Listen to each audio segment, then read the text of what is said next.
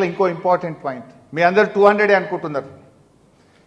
వాళ్ళు ఒక డిపిఆర్ ఈ మధ్యనే ప్రిలిమినరీ ఫీజిబిలిటీ రిపోర్ట్ను వారికి ప్రజెంట్ చేసినారు. కేంద్రంలో సిడబ్ల్యూసికి ఇచ్చారు ప్రిలిమినరీ ఫీజిబిలిటీ రిపోర్ట్. అందులో చూస్తే 400 టీఎంసీలు తీసుకుపోతామంటారు. ఇప్పుడు దోసవే ఫ్యూచర్లో 400, ఆ 400 కోసం ఇప్పటి నుంచే మేము తవ్వే టనల్లు కానీ కాలువల సైజు 400కు తవ్వుతామని రాసింది. అందులో మీరు అది చదివి వినిపిస్తాం మీకు.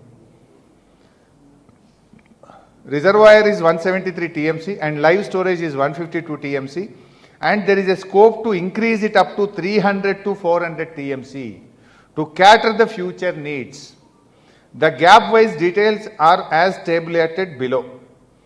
The analysis strongly recommends that the initial infrastructure, particularly the gravity canal system, tunnels, surge shafts and delivery outlets, to be designed from the outset for a 3 TMC per day capacity, even if only a 2 TMC per day diversion system is commissioned initially.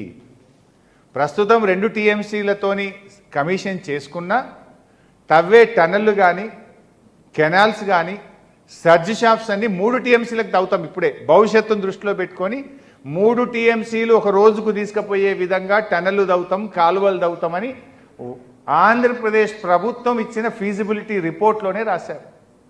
మనం అనుకుంటున్నాం 200 తీసుకుపోతారని, వాళ్ళు suit పెట్టింది 400.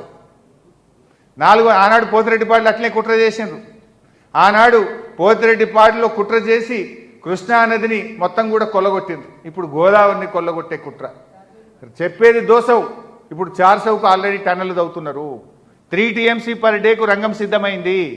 చెప్తున్నది 2 TMC per day, కానీ వాళ్ళ డిపిఆర్లో వాళ్ళ feasibility రిపోర్ట్లోనే చెప్పారు 3 TMCలు ఒక రోజుకు తీసుకుపోయే విధంగా మా పనులు జరుగుతాయి అని.